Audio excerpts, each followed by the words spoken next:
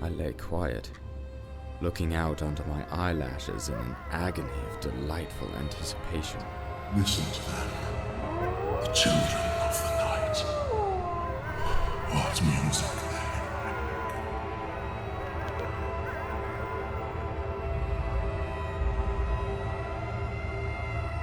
they make. Welcome to the sexiest show on the internet, the Dracula Podcast.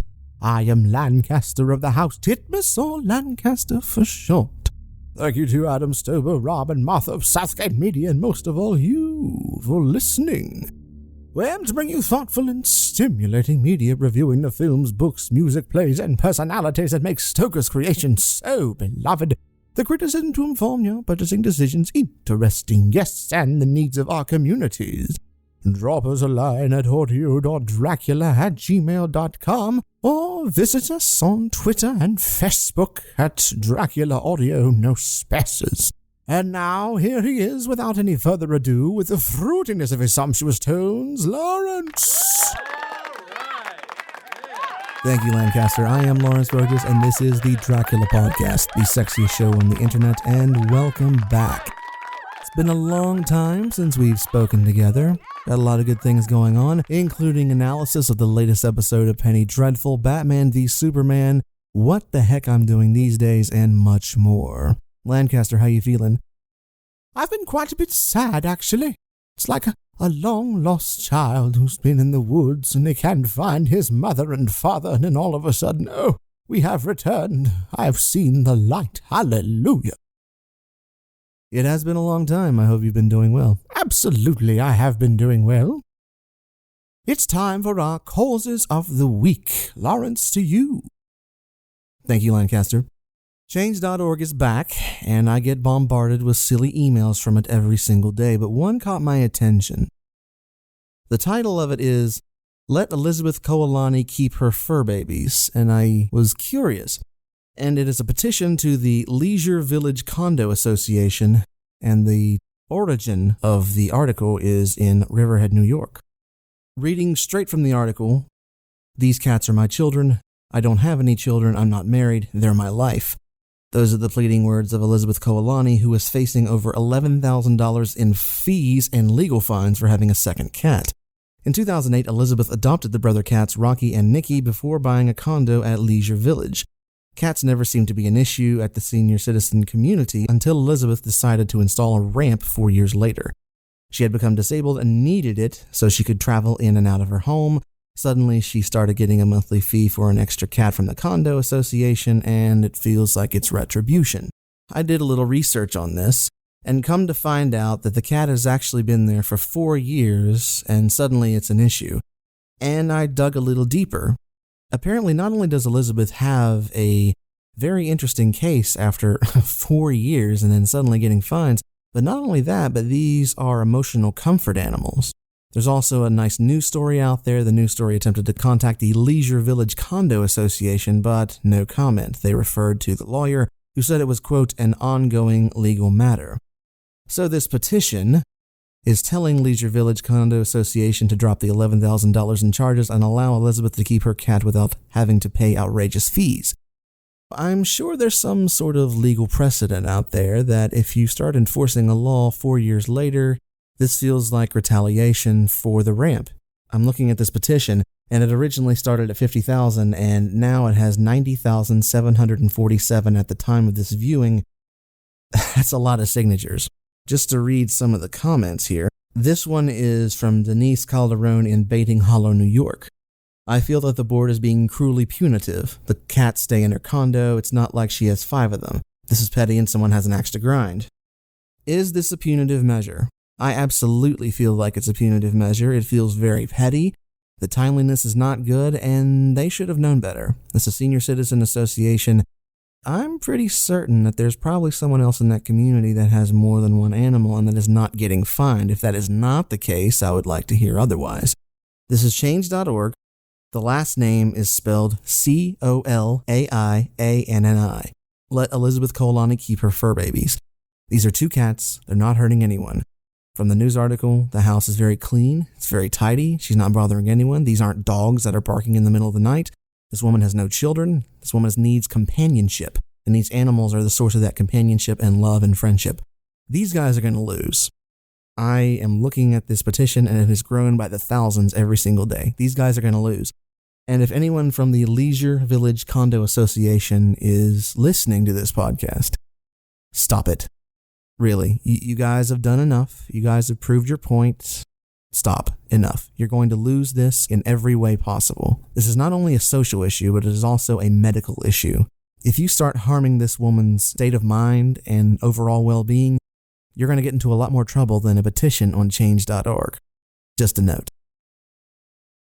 All right, folks, it's time for our sponsors to take over, and we'll be right back at you with the Dracula Podcast. Tops Off Barbershop Salon and Spa, voted best in the Valley 4 years in a row. TopsOffBarbershop.com or call 342-TOPS. It's not just a haircut, it's an experience. I was looking at a very beautiful girl in a big cartwheel hat, sitting in a Victoria outside Giuliano's, when I felt Jonathan clutch my arm so tight that he hurt me, and he said under his breath, My God. I am always anxious about Jonathan, for I fear that some nervous fit may upset him again. So I turned to him quickly and asked him what it was that disturbed him. He was very pale, and his eyes seemed bulging out as if half in terror, half in amazement. He gazed at a tall, thin man with a beaky nose and black moustache and pointed beard, who was also observing the pretty girl. He was looking at her so hard that he did not see either of us. And so I had a good view of him. His face was not a good face. It was hard and cruel and sensual, and his big white teeth, that looked all the whiter because his lips were so red, were pointed like an animal's. Jonathan kept staring at him, till I was afraid he would notice. I feared he might take it ill. He looked so fierce and nasty. I asked Jonathan why he was disturbed, and he answered, evidently thinking that I knew as much about it as he did. Do you see who it is? No, dear. I don't know him. Who is it? His answer seemed to shock and thrill me, for it was said as if he did not know that it was to me, Mina, to whom he was speaking. It is the man himself. You all have continued to blow up my inbox about the dramatic readings, and we are going to continue this week with something a little bit dear to my heart, one of my favorite books of all time. I don't know what Lancaster has chosen. Lancaster, are you ready? Yes, I am absolutely ready. Are you ready to roll? Yes, I am. Can you identify what you are reading? This is from Sir Arthur Conan Doyle's Hound of the Baskervilles, translated into Gazoogle.com. Are you ready? Oh, I didn't even have to remind you to cue my music up this time. So it came to pass upon Michaelmas this Hugo, with 5 or 6 of his crazy-ass motherfucking idle and wicked companions, stole down upon the barn and carried off the maiden, her daddy and brothers being from home, as the thug well knew. When they had brought her to the hall, the maiden was placed up in an upper chamber, while Hugo and his wild little players sat down to a long carouse, as was they nightly custom.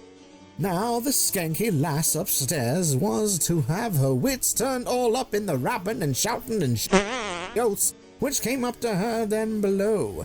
For they say that the lyrics used by Hugo Baskerville when the thug was up in wine was like "Oh no!" Can might blast the player who hollered them wild ass motherfuckers.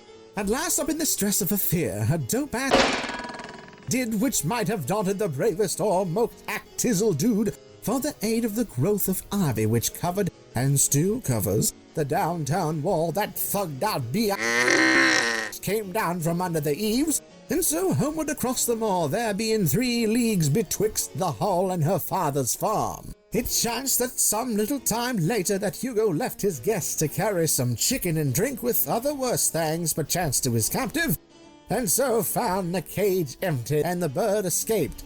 Y'all know that shit, motherfucker. Then, as it would seem, his thugged out little punk ass became as one that hath the thugged out devil. For rushing down the stairs, the to the dining hall, the perved out motherfucker sprang on the pimped out table, flagons and trenchers flying before him, and his schmoove ass cried aloud before all the company that the thug would that hella night render his body an ass to the powers of evil if he might overtake the wench. And while the revelers stood aghast all up in the fury of the dude, one more wicked or maybe more fordaden than the rest cried up that they should put the hounds upon her and shit.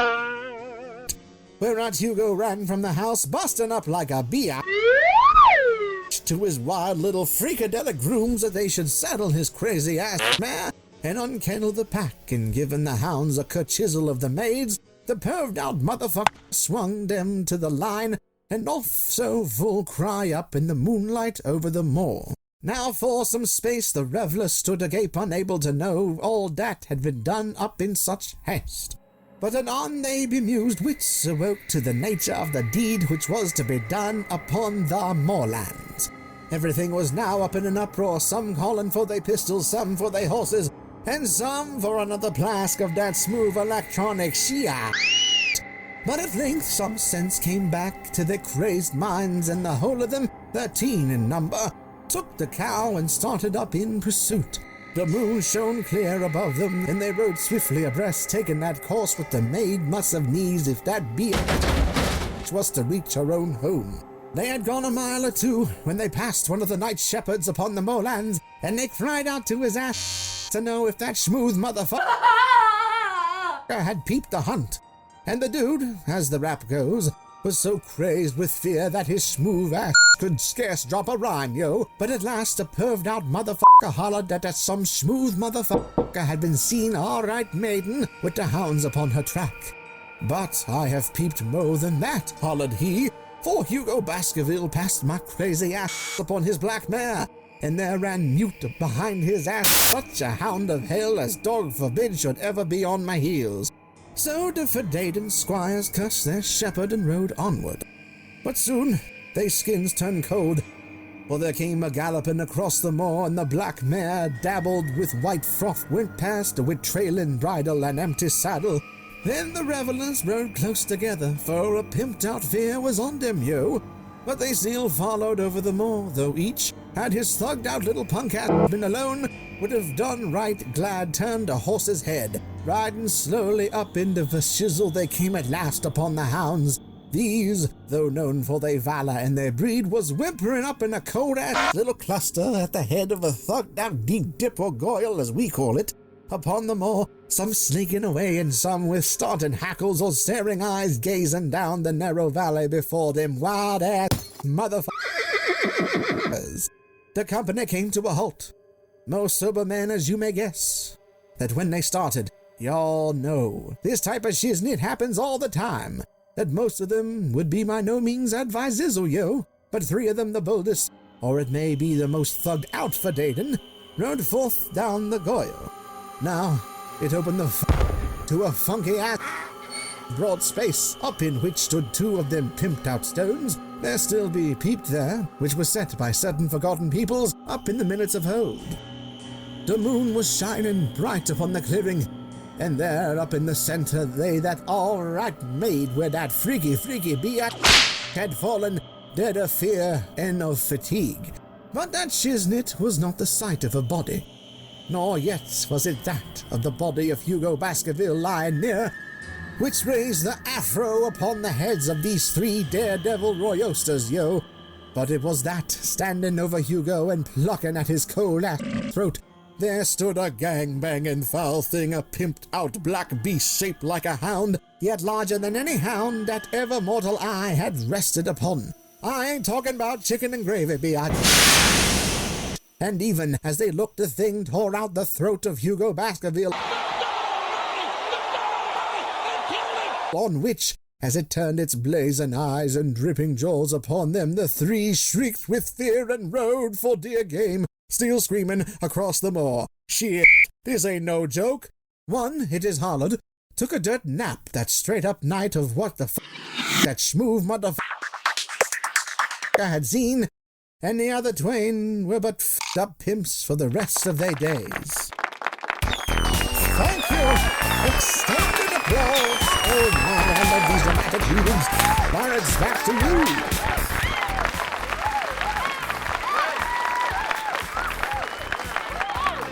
Well done, Lancaster. And it's time for a little break as we listen to our sponsors, and we'll be right back at you with the Dracula podcast. Here we go. Come, sister, come to us. In fear, I turned to my poor Madamina, and my heart with gladness leapt like flame. For oh, the terror in her sweet eyes, the repulsion, the horror told a story to my heart that was all of hope. God be saint, she was not yet of sin. I seized some of the firewood which was by me, and holding out some of the wafer, advanced on them towards the fire. They drew back before me and laughed their low, horrid laugh. Back away, say I! In the name of God the Father, and of the Son, and of the Holy Spirit, remove yourselves from this so hallowed circle.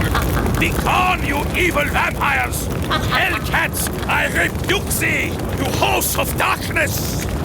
Remove yourselves! Begone, you vile creatures of hell! I banish thee, horse of darkness, in the name of the Father, and of the Son, and of the Holy Spirit. Be gone! Don't forget that Dracula the audio drama is available right now from drakesnestentertainment.com. That's drakesnestentertainment.com, $39.99.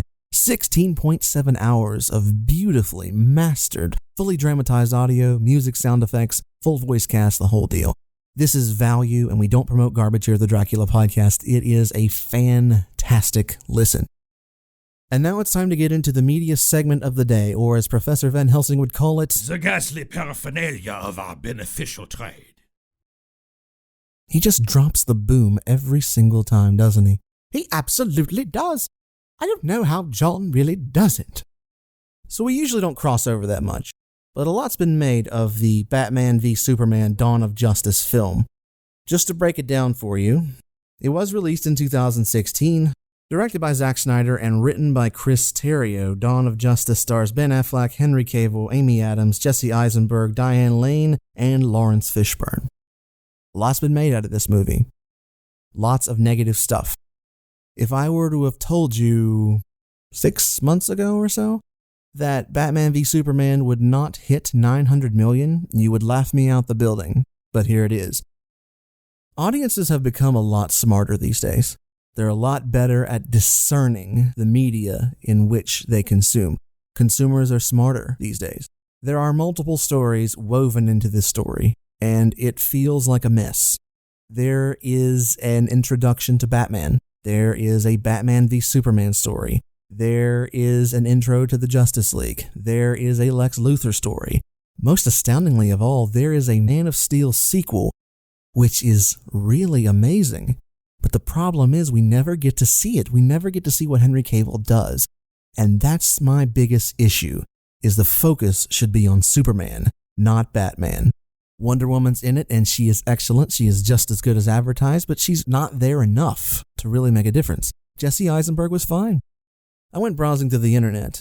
I saw where Zack Snyder had originally made a 4-hour cut of this film, and of course it was chopped down. That's why this is a mess. With a better director, this film would have easily gotten over $1.3 billion and probably would still be going. I like it. I like this film, but it also drives me insane. It drives me insane of what it could have been. Batman should not have been introduced this early. Batman should have his own film. Wonder Woman would have been interesting in Batman's place. But what is Batman doing here? He can't join into the fight in Doomsday, and he can't really make much of a difference. The one fight sequence he is in doesn't make a lot of sense, and it feels very disjointed. It's forced, which means Batman probably shouldn't be in there in the first place. The Justice League cameos were unnecessary. Yes, I know what they're hinting at. They're hinting at Apocalypse and the New Gods and Darkseid, but it is not necessary. It is not. Lex Luthor looking at the painting and talking about the devil. There is so much stuff in here, it is simply too much, way too much, and Zack Snyder, supposedly this comic aficionado, should have known better. This guy has an editing problem. This guy doesn't need to be making 4-hour cuts of Batman v Superman. The studio should not have hired Zack Snyder to make this universe if he couldn't handle it. And honestly, right now, they're filming Justice League, and Zack Snyder should not be in charge of Justice League. They should fire the man, and they should get a replacement. If that means delaying the film 1 or even 2 years, so be it. Good things. Ben Affleck is good. He is not Christian Bale, but he's really good, and I think he'll be even better in his own film, and he is directing his own film and writing his own film, and if you've seen The Town or Argo or Gone Girl, you know how good Affleck can be at his best, and it is amazing. Chris Terrio, the writing. I like Chris. I know what Chris Terrio was trying to do, but it was almost like Snyder stood behind him with a gun to his head saying, write it this way and write it this way. It's a mess. It is a hot mess. But Henry Cavill is the best part of this movie, and he doesn't say a lot. Henry Cavill's expressions, this guy, in my opinion, and I'm willing to defend it, is the definitive Superman. I loved Man of Steel. I loved it. I loved how it felt. I loved its place in the new modern world.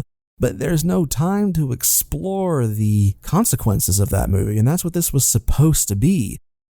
And it's a good thing, but it's lost in this mess of Justice League and Batman and Wonder Woman. Looking back to the archives, Christian Bale was supposedly offered $50 million to go into this film, and he didn't do it. Another thing, Christopher Nolan had his finger on Zack Snyder on Man of Steel. If you've noticed, there's no slow-mo in it. Now, Christopher Nolan is sort of out of the picture. There is lots of slow-mo, it is unnecessary, and it's really distracting. The cinematography is plain boring. It looks like Watchmen. It looks exactly like Watchmen. There's no originality to it at all. The story is not good. The stories deep inside are good, but them together, it's a hot mess.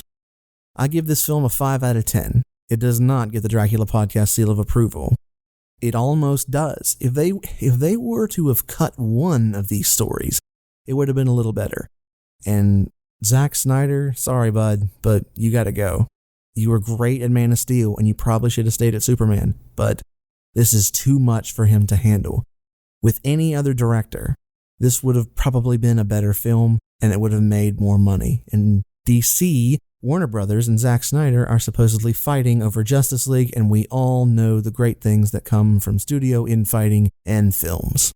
Lancaster, what did you think about Batman v Superman? I actually liked it. I thought it was interesting, and Doomsday and the death of Superman was one of my favorite stories. Oh yeah, I didn't even get into that. The end of the film. If you solve the end of the film, what happens? That means there is no consequences whatsoever. It's like Guardians of the Galaxy. It doesn't matter. It doesn't matter. That whole story was wasted. Wasted opportunity. Lawrence, I think you're being a little bit too harsh. I mean, there's lots of fine editing inside and interesting pictures and special effects. Not everything has to be perfect. I'm not talking about perfect. I'm talking about just something that's worth spending your money on. Let me ask you this. If you're out there ready to watch Netflix and you see the movies in the theater, there are films like Zootopia, which are well written by big media who could have just cashed in and let it happen, but no. Zootopia is a fine story. It's well written. Batman v Superman should have learned from this film and others, but no, sorry. And some more words from our sponsors. We'll be right back at you with the Dracula Podcast. Here we go. The fair girl advanced and bent over me till I could feel the movement of her breath upon me. Sweet it was in one sense, honey sweet, and sent the same tingling through the nerves as her voice, but with a bitter underlying the sweet, a bitter offensiveness, as one smells in blood. I was afraid to raise my eyelids, but I looked out and saw perfectly under the lashes. The girl went on her knees and bent over me, simply gloating. There was a deliberate voluptuousness which was both thrilling and repulsive. And as she arched her neck, she actually licked her lips like an animal, till I could see in the moonlight the moisture shining on the scarlet lips and on the red tongue as it lapped the white, sharp teeth. Lower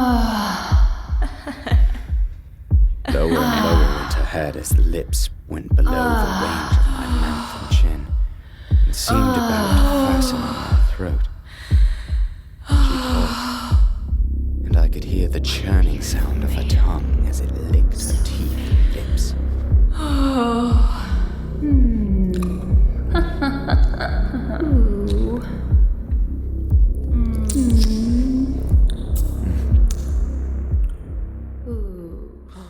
Is your hair a mess? Visit Tops Off Barbershop on Hale Street or on the web at topsoffbarbershop.com or call 342-TOPS! Thanks to our friends at Tops Off Barbershop, Drake's Nest Entertainment, and of course, once again, we are brought to you by the Foxborough in Charleston, West Virginia, the industry leader in scoring, music, mixing, mastering, post-production, and graphic design. Contact Greg Hunt at the Foxborough via Facebook or at 1007 Bigley Avenue, Suite 319, Charleston, West Virginia, 25302. And if you're in Charleston, West Virginia, and you want to get a haircut, there's only one place to go. That's Tops Off Barbershop on Hale Street in Charleston, West Virginia. It's a wonderful place, great experience, free beer. You can't beat it. Wonderful customer service, very friendly. Scott Spencer and Kelly Dunlap are personal friends to my family, and I appreciate it. It's a great experience, and I'm not just saying that. If you go and take a look on the internet, topsoffbarbershop.com, you can see their website and all the things they offer. Check it out. You'll be more than impressed. I've been gone for a while, and one of the things I've been doing is I've been directing a production called Sherlock Holmes and the Beast of Whitechapel. I mentioned this a while back, and it's in full swing. The debut is July 8th at 8 p.m. at the Alban Arts Center in St. Albans, West Virginia. Tickets are available at albanartscenter.com. That's ALBANARTSCENTER.com. This is a wonderfully crafted story. This is a play that matters.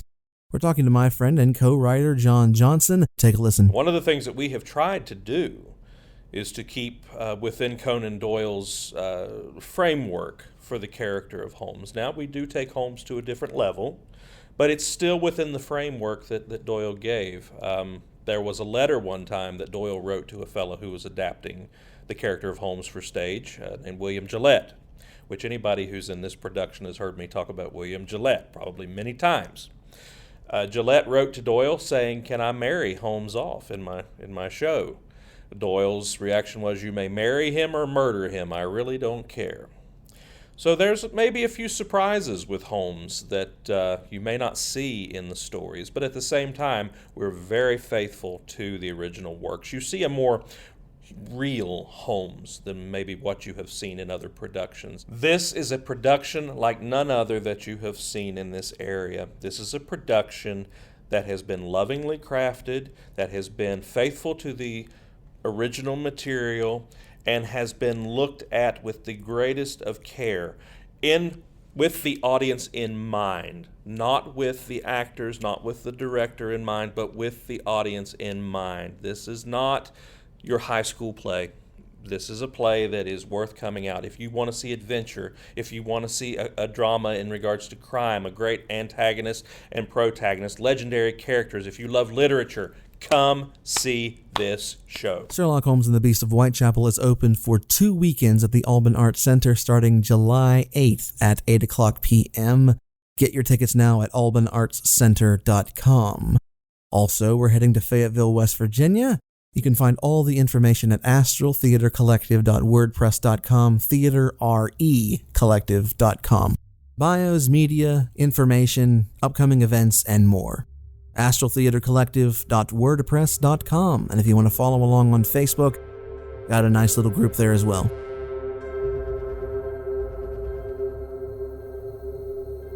All right, folks, here it is. This is our subcast entitled Casting Dread, The Penny Dreadful Show. The first episode of the 3rd season of Penny Dreadful is entitled The Day Tennyson Died. We've been waiting for this episode a long time. At the end of last season, the crew split. The creature went north, Mr. Talbot went west to face trial for what he's done in the States, Vanessa Ives stays in London, and Sir Malcolm is heading to Africa to bury Sembeni. Sir Malcolm's story is touched on briefly, but there's going to be some Native American connections. What's going on here, I'm not sure yet, but it is immediately stated that they have to go and rescue Mr. Talbot from the clutches of the inspector. We're introduced to Dr. Seward, who is in this season female and played by Patti LuPone, who returns. Could she be the reincarnation of the Cut Wife? On the surface, it seems no, but Vanessa surely recognizes her.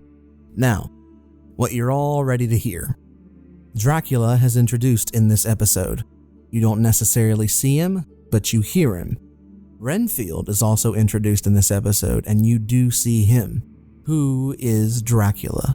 For a while, Dr. Alexander Sweet, played by Christian Carmago of Dexter fame, has been a very likely candidate for being the Count. The vampire familiars led her into the Zoological Museum.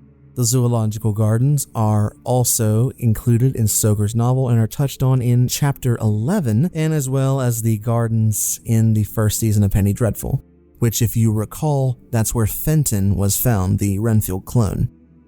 The introduction of Dracula is very creepy. From what we know about him, he can control the weather. He has a horde ready to go at his command. It looks like Penny Dreadful's not going to wimp him down. So, is Dracula Dr. Sweet? There's a lot of evidence to support that theory, talking about the shunned and broken things, the timeliness in which the familiars lead Vanessa to the museum, the meeting of Vanessa, and then the subsequent tell me all about her speech to Renfield at the end of the show. Since Lucifer and Count Dracula are brothers, it is possible that they may look the same. However, Lucifer has the ability to change his form, and Count Dracula, though probably being able to change into a bat or a wolf, traditionally does not have the ability to change his face, changing his age, but not necessarily his physical features. Is Dr. Alexander Sweet Count Dracula? I'm very much on the fence. I think it's almost too much. Very early. In a perfect world, Dracula wouldn't have been introduced yet. They cast him in secret and incognito, and he comes later. Two problems. The first problem comes in with the creature. He goes up north, he's there for maybe 10 minutes, and then he remembers who he was in his former life and then leaves to go down south. We know he's going back to Great Britain. That throws him back into the mix kinda cheaply. It smells a bit like Dorian Gray. I didn't like how the creature didn't get a chance to develop his character in the Arctic in solitude with the ship's crew. It is season 3, but I'm very worried that they're pulling the trigger on Dracula too early.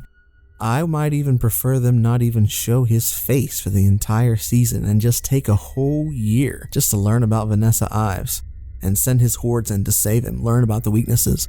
But more than likely we're going to see Dracula this season. But what are they going to do after that? They've already done Lucifer. Lucifer's been beaten, and traditionally Dracula doesn't win. So what are they going to do? That worries me. However, the episode is wonderfully written, well crafted, the best one yet. The shots are so interesting. The narrative is strung together, and that last scene made the internet collectively jump out of their seats. It's amazing. The next episode is Sunday 10 p.m. on Showtime and continuing on for its 9-episode run this season.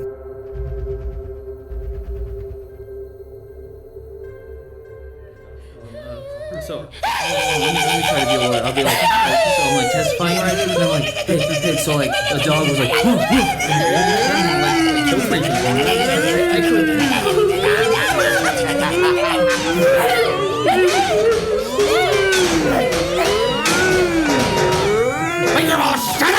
19 July. We are progressing. My friend has now a whole colony of sparrows, and his flies and spiders are almost obliterated. When I came in, he ran to me and said he wanted to ask me a great favor. A very, very great favor. And as he spoke, he fawned on me like a dog. I asked him what it was. A kitten. A nice little sleek, playful kitten that I can play with and teach and feed and feed and feed. Folks, that's all I have for you today. Thank you to Drake's Nest Entertainment, Topsoft Barbershop, The Foxborough, Rob and Martha of Southgate Media, Adam Stover, and most of all you, ladies and gentlemen, for listening. We'll get into some more Sherlock Holmes and the Beast of Whitechapel news as we go along and get closer to that July 8th opening date. But most importantly, ladies and gentlemen, you know the drill. To you and yours, Have a most excellent day.